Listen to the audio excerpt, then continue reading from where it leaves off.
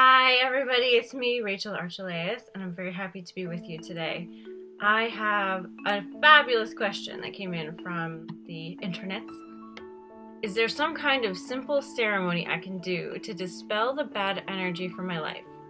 Particularly people who make me angry and who I use too much bad energy with no matter how hard I try or pray.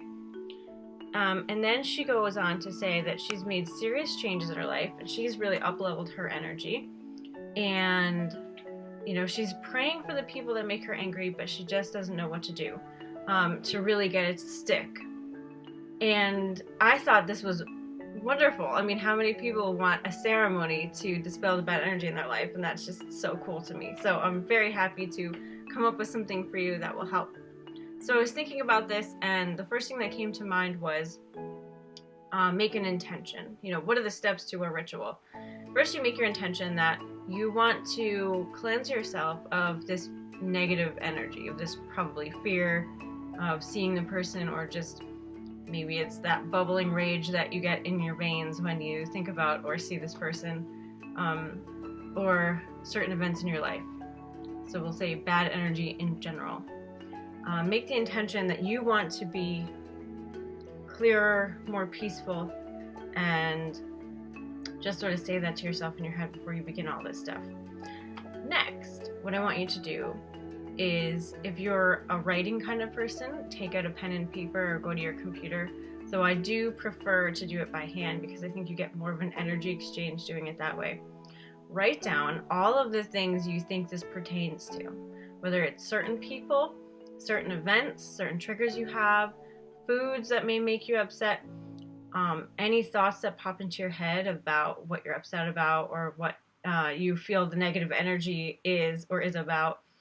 Anything, put it down on paper and get it out of your head. If you're a more verbal person, take out a little recorder. There's tons of apps for your phone, and there are apps for computer programs if you're on a PC. And just get it all out there. You don't want it in your head and in your body. And I think you'll be surprised about what you start saying. It's not always about the other person, as you probably already know. We hold these things in us, and the other people are really just a reflection. So basically, when you get angry at someone else, they are giving you an opportunity to see what is already inside of you. Just like I had a bad review of one of my books a couple weeks ago, and at first I felt very angry. I was like, why would they do that? Especially since the review pertained to something you could check out about the book before you bought it.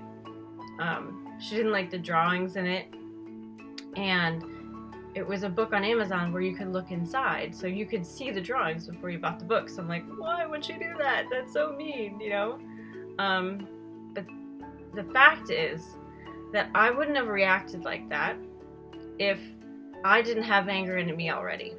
If I had no anger in me at all from anywhere, I would have reacted and said, oh, okay, that's her opinion, whatever. And as you know, there are people who would actually do that. So all the things in our life are just showing us what we have on our insides. If you've made big leaps in other areas of your life, this is just showing you that this area still needs work if you don't want to feel that way. Now, there's nothing wrong with feeling angry, and there's nothing wrong with having these negative feelings. It's just something that's showing us what we have in us. So, soapbox aside, how do you get rid of them? Step number 2. What I want you to do is to take those sheets of paper, or print out what you wrote on your computer, or make some kind of physical representation of the file that you made by speaking into your phone or into your computer. So just get a business card or something, and on the back write, MP3 of rant. You just want to make it physical. And then I want you to go outside, or go to the forest, go to your backyard, go to a sandbox, go to the beach, go to a lake. Go somewhere in nature where it's peaceful, and I want you to destroy your paper or your business card, okay? I want you to either bury it don't worry, it's paper, it'll biodegrade. Burn it, do whatever you can legally. But the fact is, you want to destroy it because you want to make a symbol to your subconscious that is saying, I'm releasing you. I don't want you anymore. We're done. I don't need you. Just go. I'm releasing you. You don't serve me anymore. Bye-bye. Basically, you just want to make that really clear to your body that, and your subconscious works in symbols, and so that's why the symbology works. Now, for the down-to-earth part of this. Unless you decide not to be triggered by these people or these events, it will continue to happen. So really, this isn't just about a ceremony. It's about your mental state going forward after the ceremony. During the ceremony, if you put your foot down and you say, no more, never again am I going to let this trigger me, I'm fine with it, I release it, take it, God, universe, spirit guides, higher self, take it away. If you do that and you mean it, then you'll be fine. You can transmute this. You can release all of that stuckness inside of you, pertaining to these specific triggers at least, and it'll work. But you have to make that choice. And so you're going to be tested when you go to see that person or to an event, like a family event or something. If it's your family or with friends or whoever it is, with parents at a school, you're going to be tested the moment you're around that. And because your body holds these memories, your body's going to want to react, and it's going to be your job to say, nope, I'm done with that. I don't know if you've ever smoked, you've ever quit an addiction, alcohol, lunch meats, whatever. Normally people have had at least one addiction in their life. Well, you know that you're tested at certain points.